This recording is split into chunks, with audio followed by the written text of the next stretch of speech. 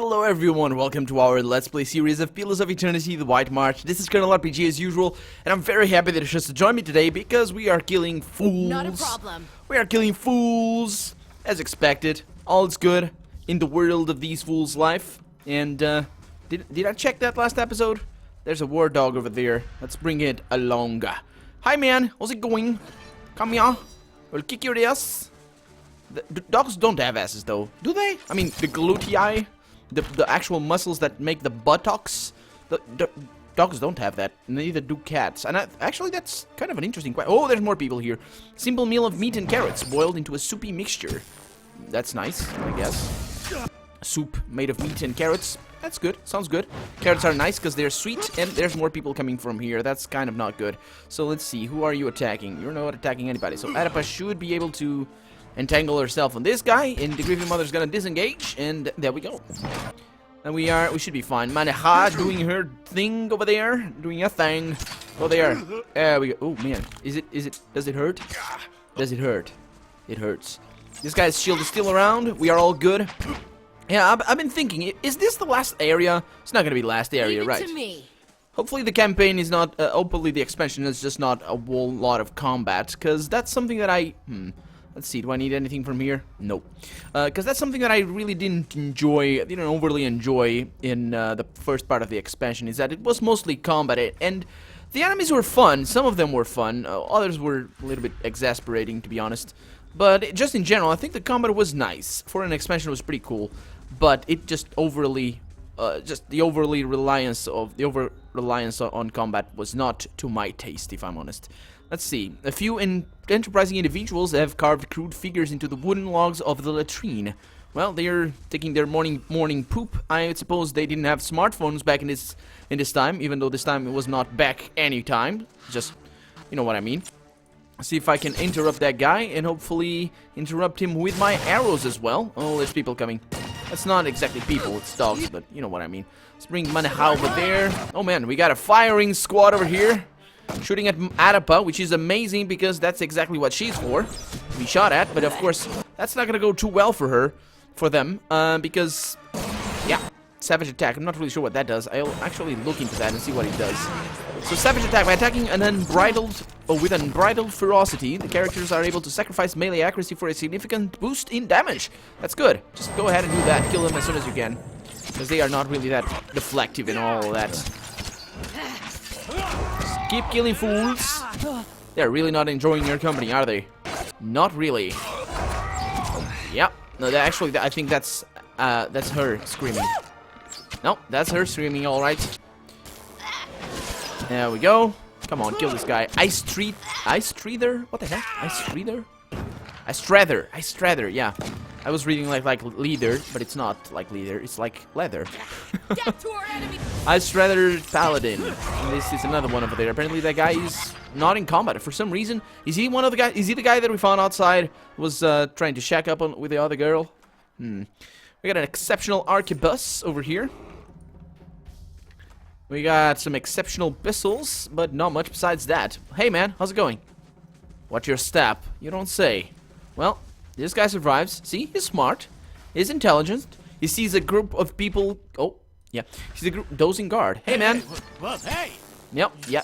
That didn't go well for you, man. Nope. Nobody is ever gonna see you again. Also because your pieces are gonna despawn. There's something interesting here, though. I mean, your equipment was pretty nice, but yeah, well, maybe they're not gonna despawn. Maybe they're gonna stay there for all eternity. Who knows? But why are these guys not aggressive? Let's go over there. What is that? Siege equipment. Got a sudden feat of hiccups all of a sudden for some reason, but they're gone for right now. This trebuchet is disassembled but intact. Why would they disassemble the trebuchet? I don't know. Somebody here. Let's kill them. There's something that I don't want to check. That guy is so just awesome. You guys just standing there. Yep. Do your own thing, my lord. Do your own thing. So we got wheat deer jerky. Take that, and a lot of money as well. 1,300 coppers. Okay, so those guys are gonna be a little bit of an issue. A warlock. Well, yeah, with that attack, it should be okay. And now the gunner goes down. And the archer, oh, you're kind of crazy, are you? Yeah, you are. She was like, I am. What of it? What of it? What, can't I be crazy? Why? Why can't I be crazy?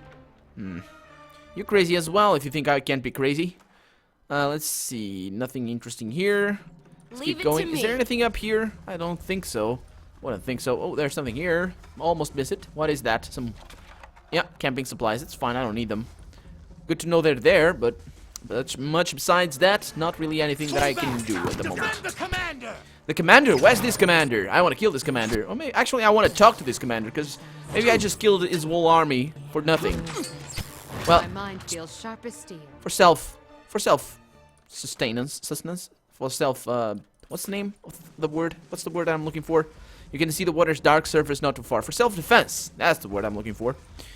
These cots have been recently washed. The dirt and mud beneath them is flecked with darker stains. Okay. And is the commander here? Because this looks like a pretty big battle that I didn't quick save for. It should be okay. This guy has got zealous endurance. We should be okay for that. That dog over there. These dogs are going to be a little bit of an issue. Let's see if we can take care of them. Now we kill this war dog over here, and then we kill this one next. And Grieving Mother should be able to tank him easily enough, I hope. Yes, now we focus on that one. Who's this guy? Another Vertaris. There's a lot of these around. Let's keep the dogs down first, and then we'll worry about these monks and the Hound Master. Oh, the Hound Master. It's not Darkest Dungeon, though. It's no good to me. Oh, man, that was a nice attack. Forget the abilities that they have. Better try something else. Nope, try exactly what you're trying right now. Keep shooting, keep shooting. They're actually, why? They're not immune to piercing. What the hell was that? Was just that the armor reducing the damage? Take that. So what do we have here? Some kennels, I suppose. Let's see what we have. An exceptional large shield, but much besides that. Okay, what do we have here? A war pup? A pet? Oh, that's so cool. This plump, brittle-coated puppy already boasts a disciplined bearing, but only until it spots something to play with. Yeah, he's not a war dog. Not yet.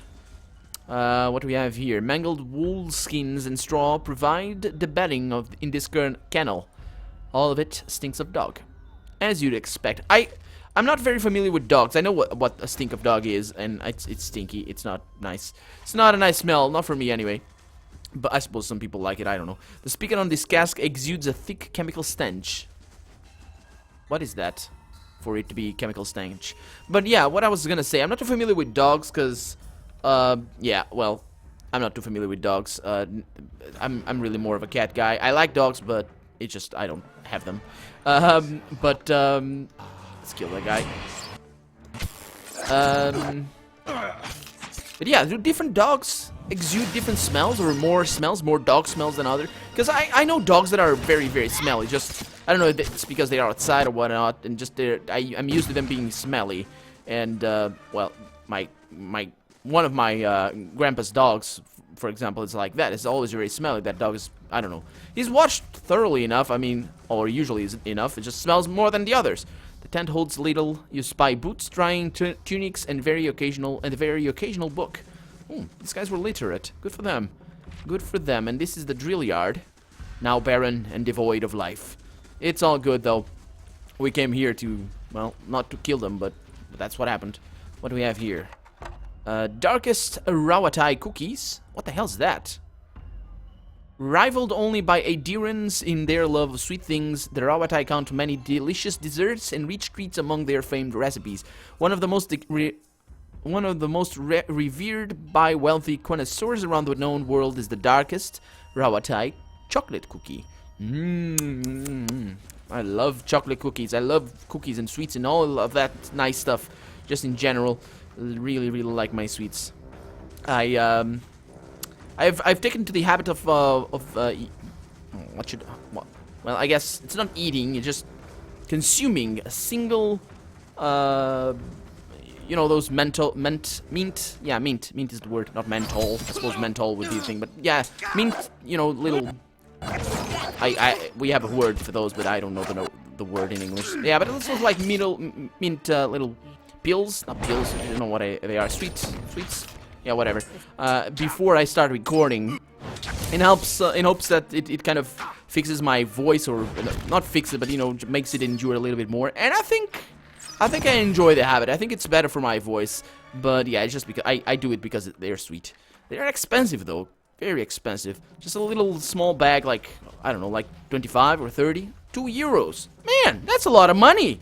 I'd rather, yeah, well, if I eat just one or two each day, I guess it's kind of okay. But I'm not one to eat just one or two. For €2, you can buy, I don't know, like 300 grams of chocolate, dark chocolate. For that, you can just eat that. It will last you a weekend. 300 grams of chocolate? Yeah, that will last me a weekend. And I guess that would last other people way more, but I love chocolate, so. Of will plus 9, not interested. Let's see what we have here. A note, a letter home. My love, I have enclosed some coins for from Stalwart, so you have proof that I arrived. You were right. I am colder than I ever been. All the more so being far away from you. The Kith here are as cold as their land. They do not hate us as the Deerwoodens do, but they are mistrustful and proud. The commander has sent for delegates to start negotiations. Perhaps by the time this letter reaches you, we will have moved into Durgan's battery. Stalwart has no soldiers, only a handful of guards. Ephraim says he went to look at the battery with some scouts and did not see anyone posted at the top of the tower. Without these cannons, they would be foolish to do anything but surrender. If not, we are sure to knock the fight out of them quickly. The commander says that once the battery is ours, our presence here alone may be enough to make the invaders think twice. Who would face us with the might of the battery at our backs? I write too much of battle, but only to assure you that we are well. I miss you. The mountains are beautiful. I hold hope that you may see them for yourself once it is safe for you to join us. Yeah. Stick that. I guess that guy's dead. Hot pitch roils ominously within this deep cauldron. Now, where do we want to go? We want to go there, to the commander post. Let's keep going, guys. We were there before, and we will be there again.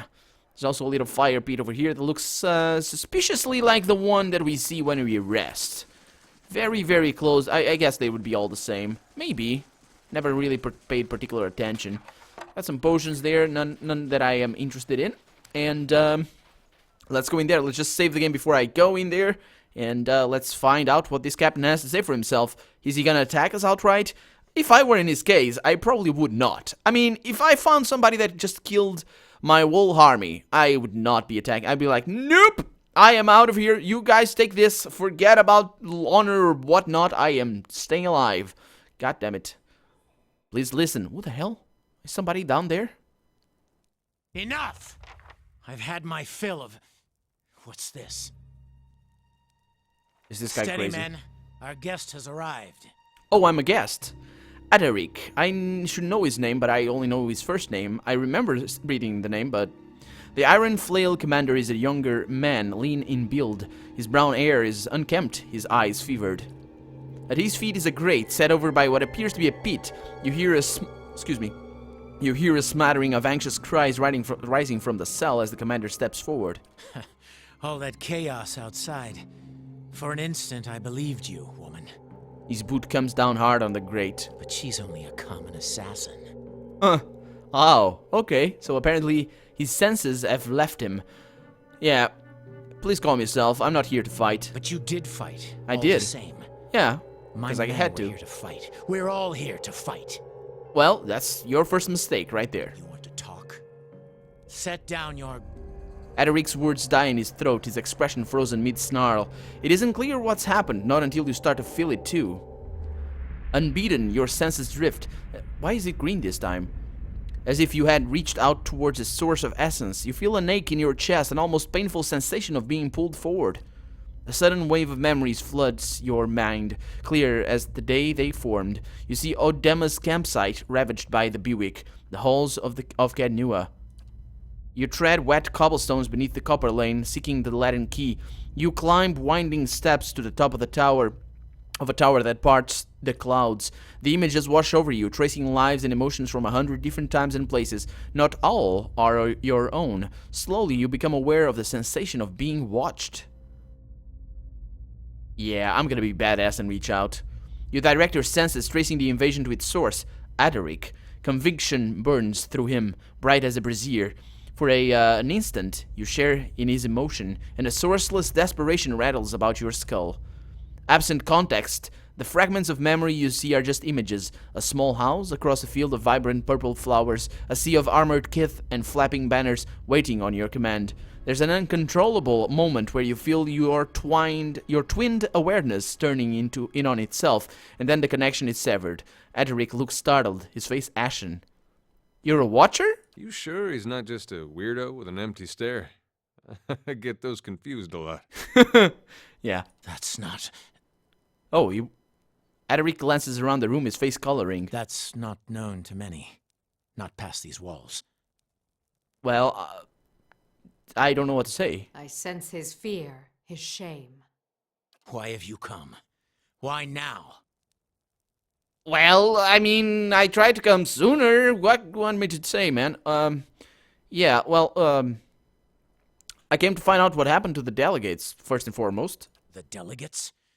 You tore through my camp, killed my men for them? Fuck off.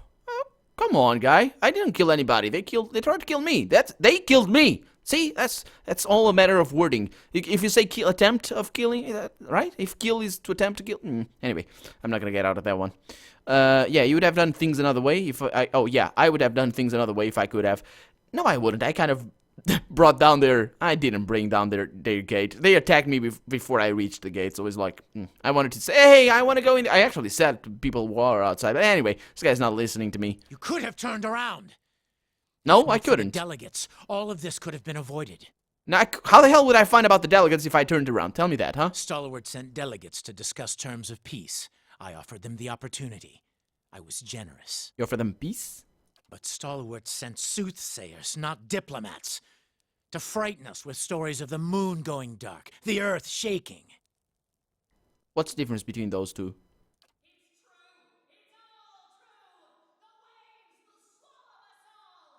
They're down there.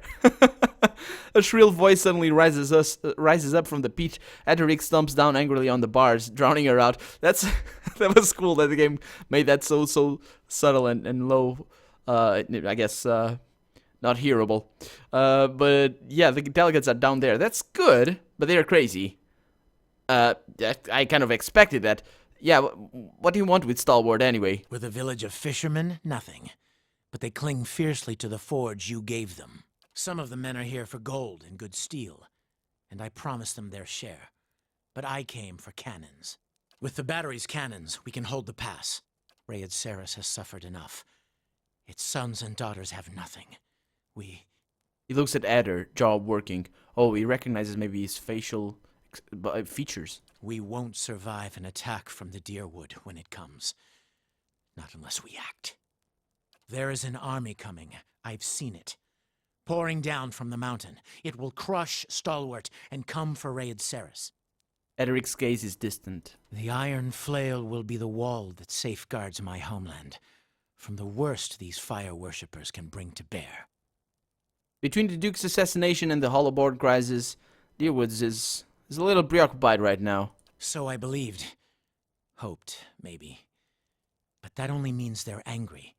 They'll look for someone to blame, an enemy to fight. Wait, you had a vision of an army as well? I warn you, if you think to taunt me, Watcher... No, I had a vision too. In mine, I saw Cat Nua reduced to rubble by an army that shook the earth. Doubt creases Adric's brow. His men exchange looks, waiting tensely for orders. Why would they turn on their own? No, you're trying to trick me. This is all another distraction. I remember thunder and 100 eyes gazing back at me. Any of that sound familiar? The thunder followed me to the temple at Dawn's Reach, and the earth split beneath our feet. I thought the Iron Flail might be the army in my vision. Perhaps we both made a mistake. Why should I believe any of this? You would say anything at all to protect Stalwart. Would I? You don't know me. Yeah, think. What if you're wrong? You're losing men and resources fighting people who aren't your enemies. You saw to that! You dare blame their deaths on me? Oh, yeah, that's, yeah, I do. Yeah, actually, yeah, you could use me on your side, but... Yeah, will you just listen to me? Adric lowers at you, veering away to pace a few steps. agitated by the shouting. His soldiers watch you both all the more closely. Well, if you're determined to fight, so be it. Cut her down, men! We'll send her head back to Stalwart. Yeah, that took a turn for the worse. I really didn't want... I wanted him to come to me. That's why I didn't say anything. That last choice that I did was kind of... I knew what I was doing. Well, I knew the choice I was making. I didn't know the consequences that it'd have. We have the Grieving Mother right at the forefront, as she usually is, because she's the second one in our party. We should be okay to kill them all, though. There's not really much here that I am really concerned about. Let's just cast this here. Make sure our protections are all nice and buff. Let's cast summons if we can. Not really. Let's wait. The AI should do the trick here. And I think who is attacking her? That'd be everybody, because she's kind of in the middle. A champion right there is going to be an issue. Let's cast this thing here, because why the hell not? And let's actually cast this thing on her. I can't really disengage from there. So, yeah, there we go. So now we have summons. We should be fine. Iron Flail, what happened? Free the prisoners. Aderic imprisoned the stalwart delegation in a cell built into the earth floor of his cabin. With the commander out of the way, they can be released. Okay. Just keep casting that, I suppose. Please don't die, Kirino. Come on. Okay, so she's gonna need to disengage. That's fine. She can. Who else is gonna be engaged, though? Oh, these guys are rangers? They're warlocks. Okay, so these guys need to die. Come on. Attack him. There we go. A little bit better. Now you cast another one of these, because I think it's kind of running out. Which I already run out. It's doing your job. It's doing its job. Shut up. We are good. Let's cast that. Down goes that guy. Up comes the heals. Actually, that was not heals. That was the second wind. Totally forget about that. What does that do? Oh, she can... Oh, it's like a... It's like the wound binding, I think. Oh, that guy's on our side. That's okay. It's not going to be on our side for very long, but... It should be enough for us to kill this guy without issue. And down goes that one. And this guy's going to go down soon enough. And there we go. And dead. Okay. Didn't go too badly. Did it? Kirino was granted Sever the Soul. Okay, what is that? Can you tell me what that is? Sever the Soul. Let me see. Ability. Sever the Soul. Is that an ability? Apparently it isn't. It's a talent. Sever the Soul. Once per rest. Target weakened for 9.9 seconds. Accuracy versus will. Full attack. Oh, it's a full attack. Okay. So, oh, that's cool. It basically weakens them. It's a normal attack, but it should be here. It should be this one. Crucible. Yeah, that's that one over there. What are these? Why is that? Is that the Watcher? Is that the symbol of the Watcher? Man, the UI improvements are really, really cool. We have over here a Black Warden's Breast. Well, I am fine with those. Bring those on. And you got a cell key. That should open that thing over there. Leave it to me. Let's also save the game, because you never know if there's traps lying about. And, yeah, that should be okay. We're probably gonna need to finish this, the campaign. The expansion campaign, anyway. Over at the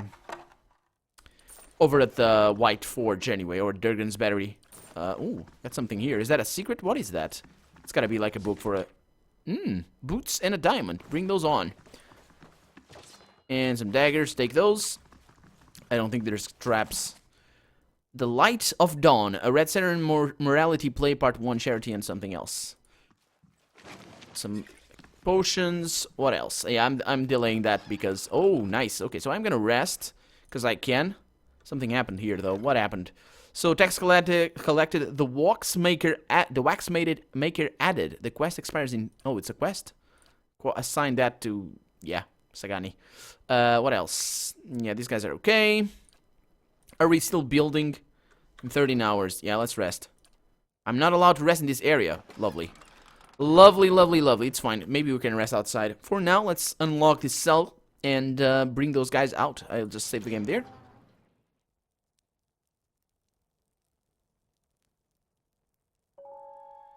Oh, thank you. I thought we would never get out of there.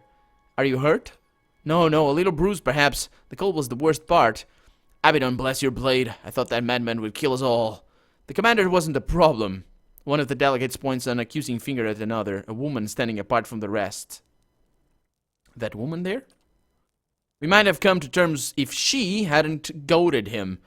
What does that mean? Shouting at him about omens and curses, demanding he leave the march. You know how superstitious the Red Sarens are. The commander went white as a sheet. She sabotaged the meeting. The woman in question is dressed in unassuming robes. She bears the accusations silently, her eyes closed as if in prayer. Care to explain yourself? With desperate speed, the woman suddenly lunges sidelong towards a nearby rack and sees a dagger lying there. No, that wasn't... I took the... I took the dagger. Apparently, I didn't take all of them. Anyway, she sets the blade to her own throat. There she goes. And... there she goes. Well, it's fine. I'm a watcher. Unseen by all but yourself, the dying woman's soul essence coils in thin wisps about her body. It only grows brighter as her corpse stills. The remaining delegates stare in horror at her pooling blood. Menehas kneels by the dying woman and inspects her robes. She examines a crescent medallion hanging around the woman's neck. What just happened? Damn it. Now we'll never get an answer out of her. Yeah, we will.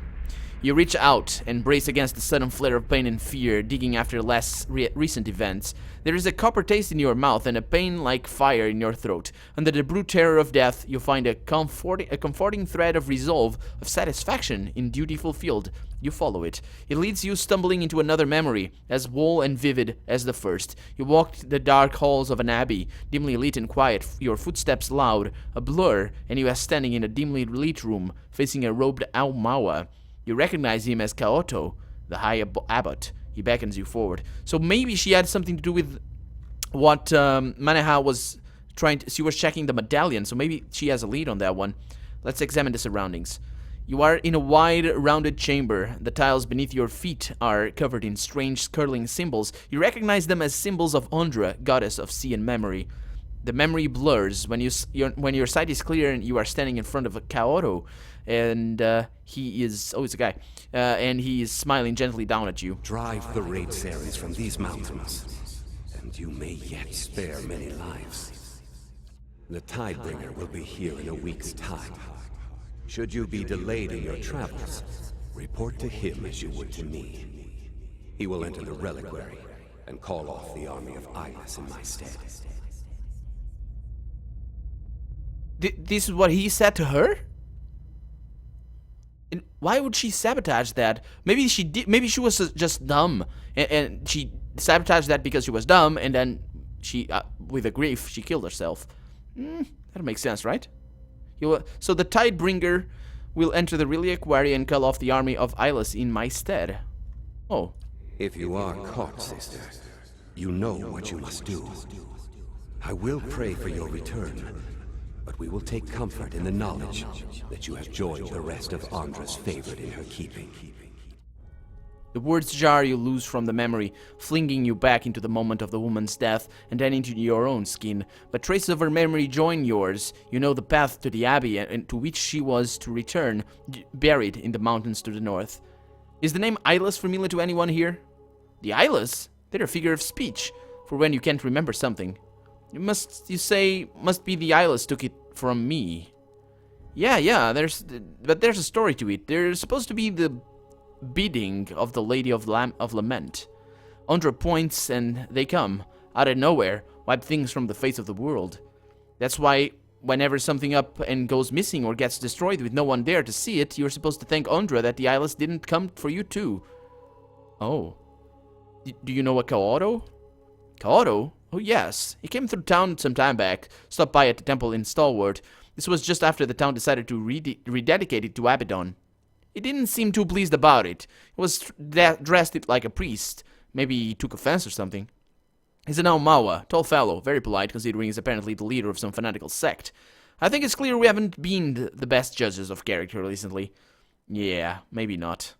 Maybe not. Anyway, I'm gonna cut the episode here. We're gonna continue talking to these guys, and maybe next episode we're going either to the Forge or to this monastery or temple, whatever the thing is. It's somewhere.